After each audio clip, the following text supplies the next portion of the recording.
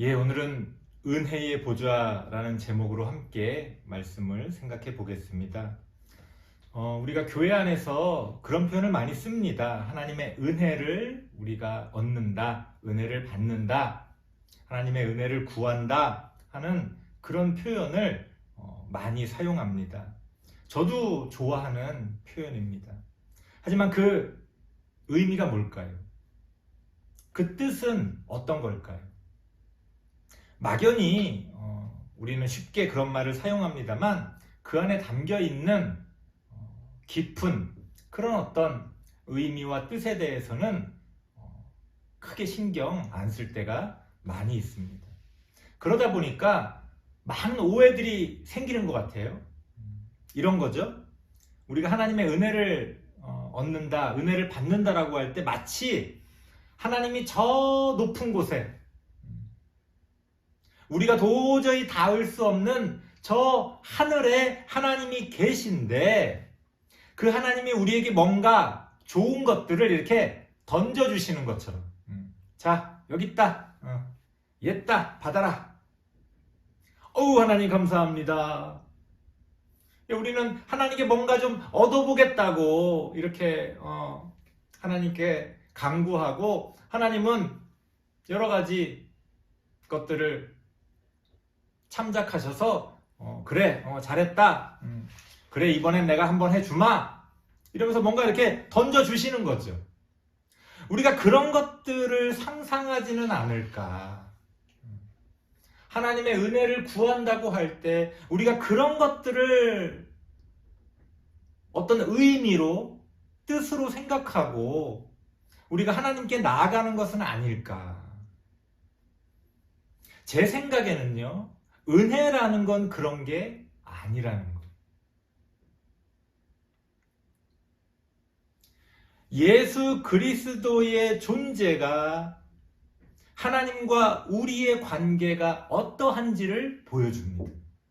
그래서 예수님이 중요한 거예요.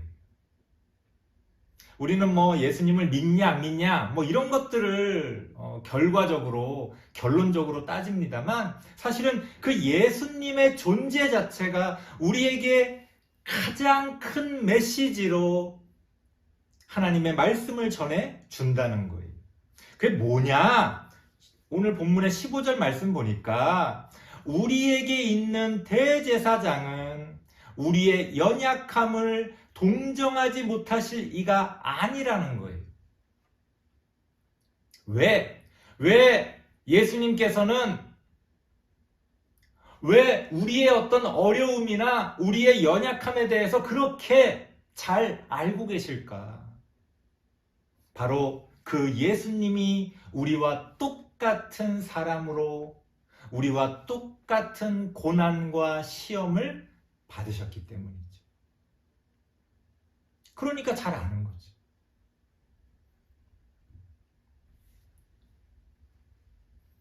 같은 경험을 갖고 있기 때문에, 같은 아픔을 갖고 있기 때문에 너무나 잘 알고 계신다는 거예요.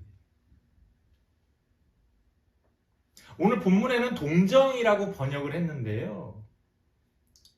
썩 마음에 들지는 않아요. 사실 예전에 지금 우리가 보고 있는 성경은 개역 개정판 성경인데요. 우리 그 이전의 번역 판이 있습니다. 개역 한글판이라고 그래요.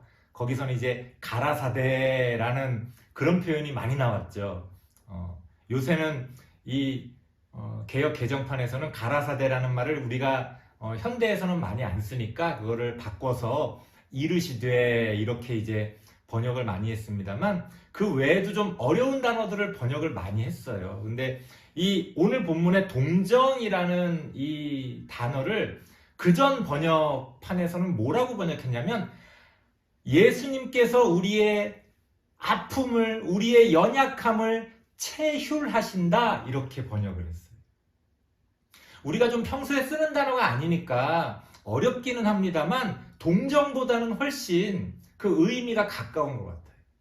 체휼이라는 건 내가 직접 겪어봐서 안다는 거예요.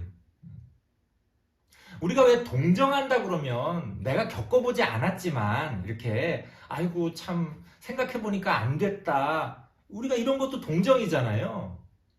근데 예수님이 우리를 동정하신다는 건 단지 그런 한 걸음 떨어져 있는 사람이 동정하는 게 아니라 직접 같은 것을 겪은 사람이 마음을 나누는 그러한 어떤 것을 뜻한다는 겁니다. 예수님은 우리와 똑같은 사람이셨어요. 그게 중요합니다. 그래서 우리의 형편과 우리의 상황을 너무나 잘 알고 계시는 거죠. 뭐 사람에 따라 건강할 수도 있고 좀 아플 수도 있고 뭐 인종도 다르고 부자일 수도 있고 가난할 수도 있지만 왜 사람으로서 겪는 똑같은 것들이 있잖아요. 그렇기 때문에 예수님은 그 옛날 저 먼 나라에서 살아가셨지만 우리가 겪는 어릴 때부터 자라면서 우리가 겪는 그런 똑같은 인간으로서의 고통과 아픔과 그런 어떤 것들을 다 경험해 보셨다는 거예요. 미국 영화 이렇게 보다 보면요. 그런 장면이 많이 나와요. 이 알코올 중독자들의 모임 해가지고 이런 체육관 같은 데서 일주일에 한 번씩 모여서 모임을 갖습니다. 거긴 무슨 의사가 참석하질 않아요. 다 알코올 중독 때문에 힘들었던 그리고 여전히 힘든 그런 사람들이 참석을 합니다. 그걸 이제 그 전문 용어로 자조 모임이라고 그래요. 자조, 스스로를 돕는 모임이다 해서 똑같은 아픔을 가지고 있는 사람들이 모여서 서로를 위로하는 거예요. 굉장히 큰 도움이 된다고 합니다. 훌륭한 누군가가 한마디 하는 것보다 같은 것을 경험한 사람이 하는 그 한마디가 더 힘이 되고 더 위로가 된다는 거예요. 예수님과 우리의 만남도 그런 겁니다.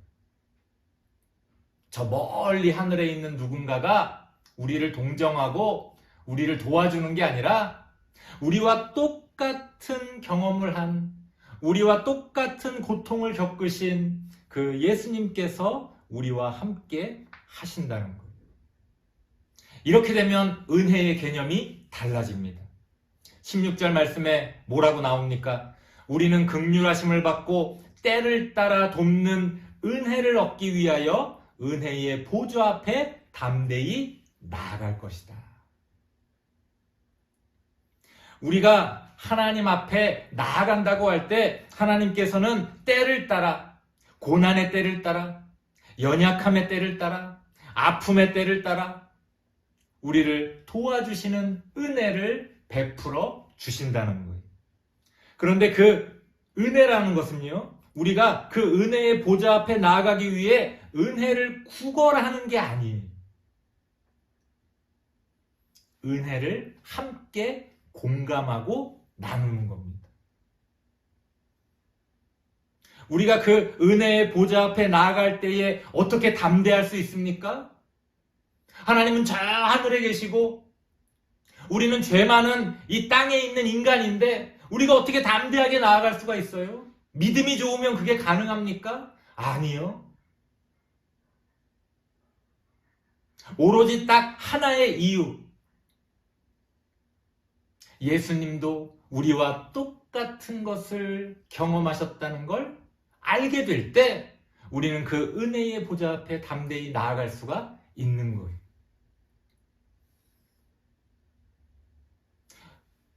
병원에 가면 참 신기한 장면들을 봐요.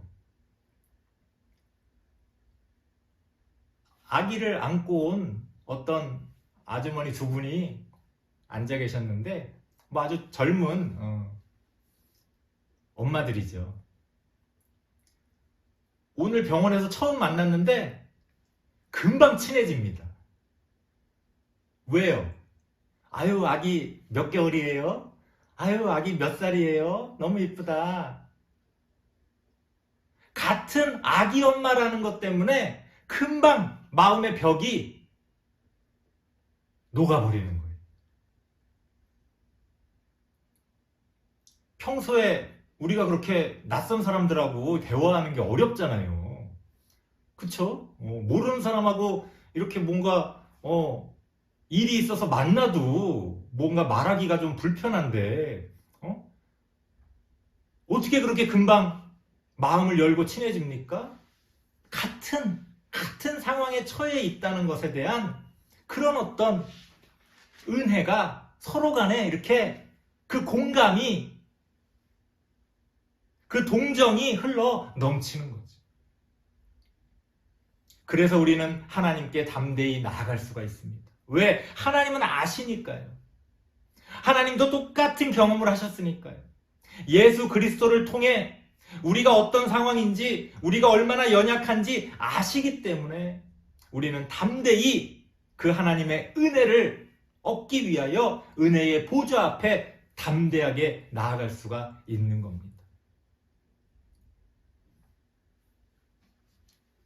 우리 다음 세대 친구들에게는 그러한 은혜가 있기를 바랍니다.